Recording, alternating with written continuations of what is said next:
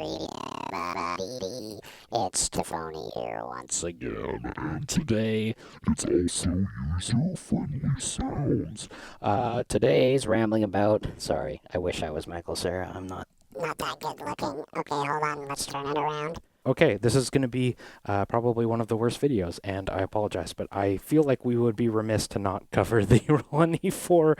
I forgot I owned this. I was just unpacking some stuff and rediscovered that I had it. So, what is it? It is a desktop voice module.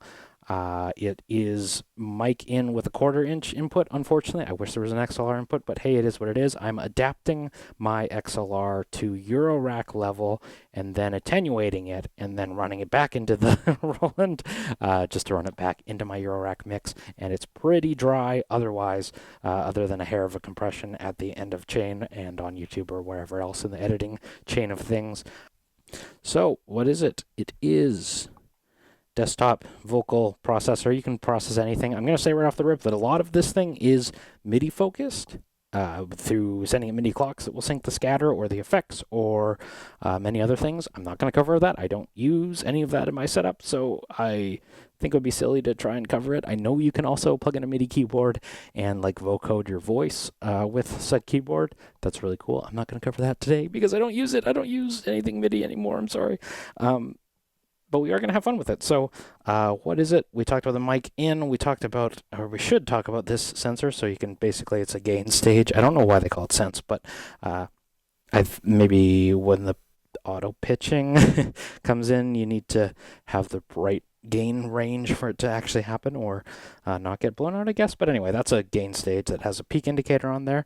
Then the big knobs are the pitch knob that can go way up or way down. Sounds really weird in the middle. Oh, I'm switching to an only meat diet. Okay, going down to the pitch.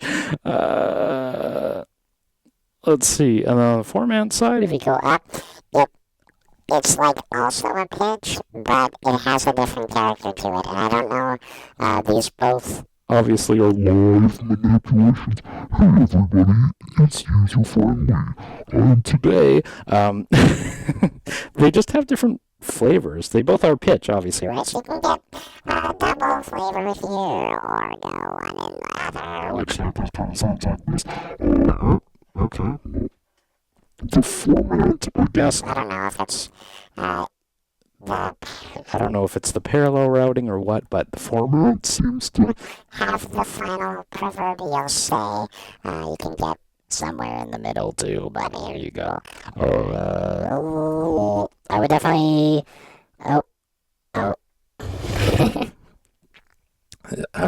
Laura Les used a similar box when she was a DJ before 100 gecs. That was like that blue TC Helicon pedal. I'll post a picture now, but if that's something you're looking to do all set, like this. No, like this. It's definitely something you could use it for. You could even use a keyboard to, process it that way. dog food. I got So I'll take this back down to normal. The screen will show you where you're at, so I'm at negative. I assume those are cents, and then this side is octave, so we'll get down to middle. Hey, it's regular Tafony. Scatter is also a thing that is going to be weird without click, click. But there's 3 scatter modes, and this like, I don't know, this like saw blade angle grinder looking thing goes to the 3 modes and their intensity. So first mode, and second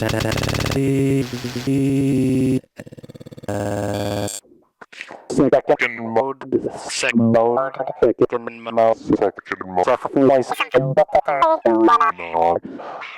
I would say S or Mark 2 one of my favorite.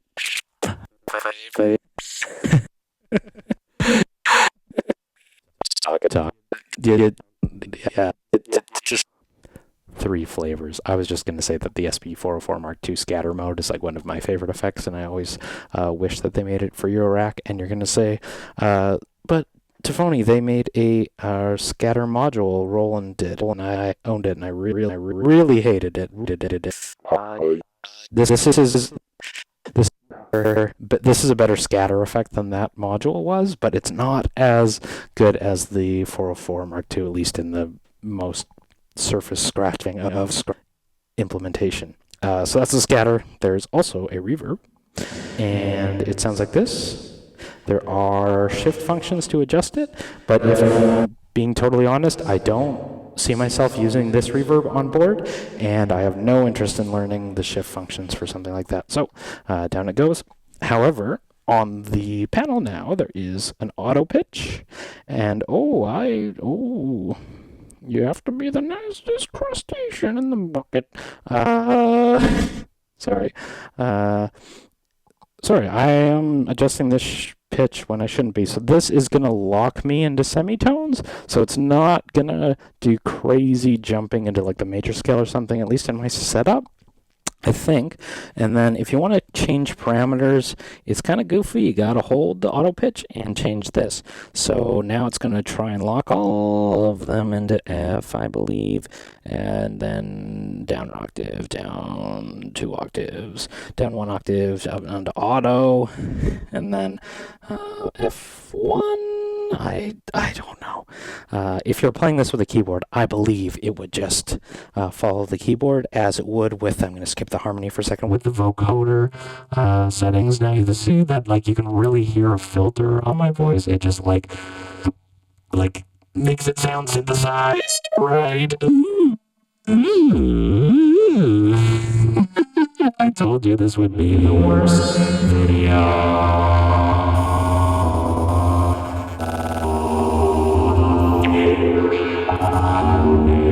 The worst video. Okay, if you were using a keyboard, you could probably do pitch tracking and stuff like that, but if we hold the menu down, it'll be detuning a little bit. Yeah, okay, that actually sounds nice. Maybe that's like a chorus effect. Oh, these are different oscillator modes. Did I see the word square and saw? Okay, well, you can turn your voice into a synthesizer this way. There's a square wave. These 8-bit displays are really annoying to read, but hey, I did tell that we've got some super saw-esque stuff in there. Okay, now it's gone. Okay. You know what, though?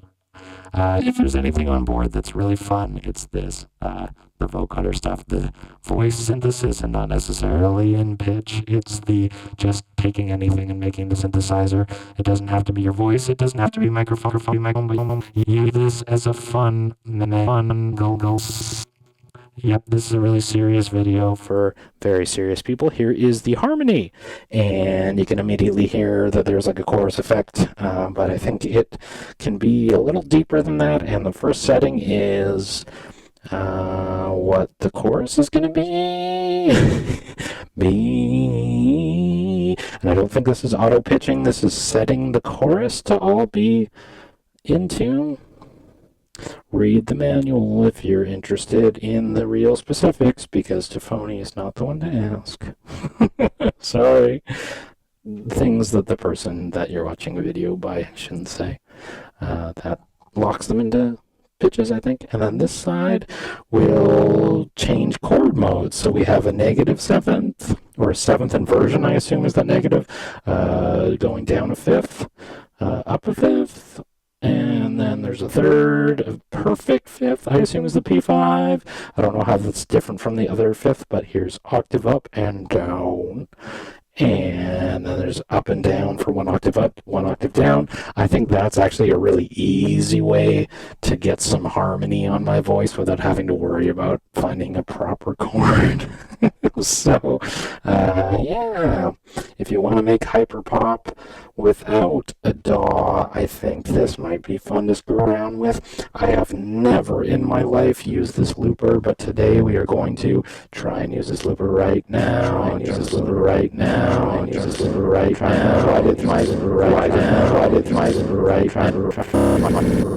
Right now. My looper right now. Why did my BPM change? Is it based on the loop time? I think my right. I think it samples the raw voice, and then you can live manipulate it. Let's find out. Right, it's my right, right, it's my right, right, it's my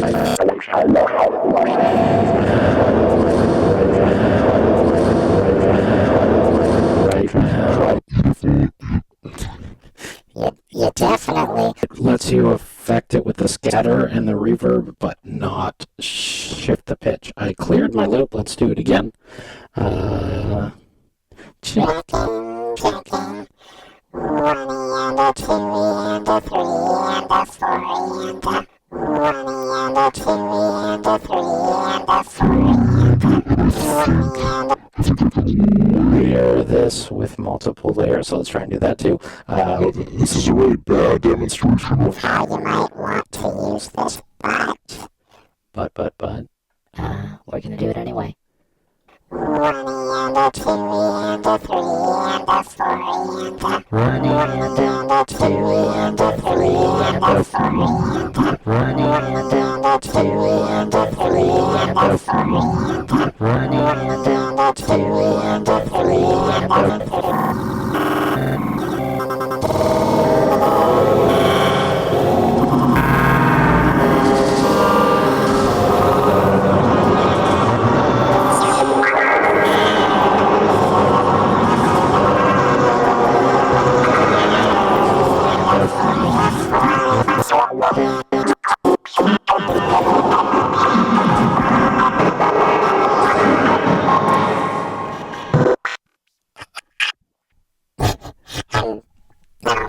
It's so hard to get back to a place where I'm. Hey everybody, It's Loras here. Red and Dylan Brady. God, I can't get back to the middle. There we go. What I was actually going to say is that oh my God, sorry, it's so hard. Oh, it's the harmony that's on.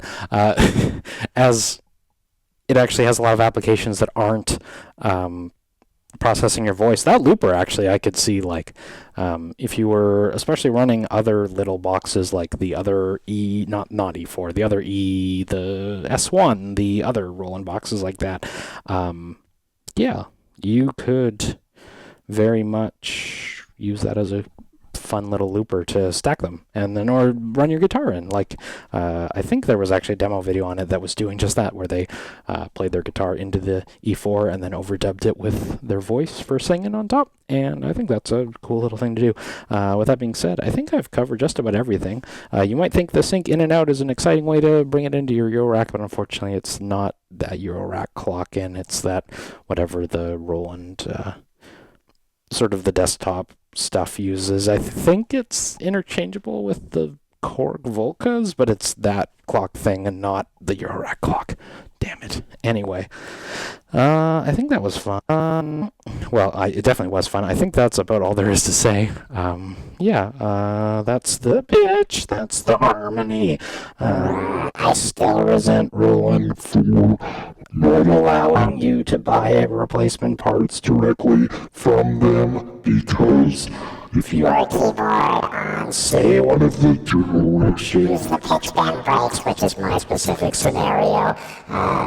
You try and go to them and ask for replacement parts, they say you have to send it to Japan to Replace it or take it into an authorized dealer or some crap. and the right to repair is something that really matters to me, and I think that's really scummy of them. So I don't let that taint my view of the E4, but I just wanted to whine about it on the video because it's Fun to manipulate your voice and actually. so much I can say about it. So here's my loop. Thank you so much.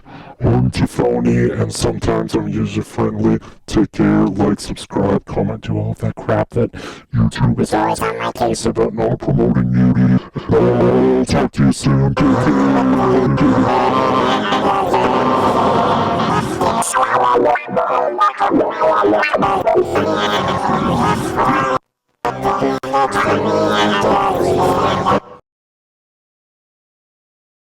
I can feel myself slipping away.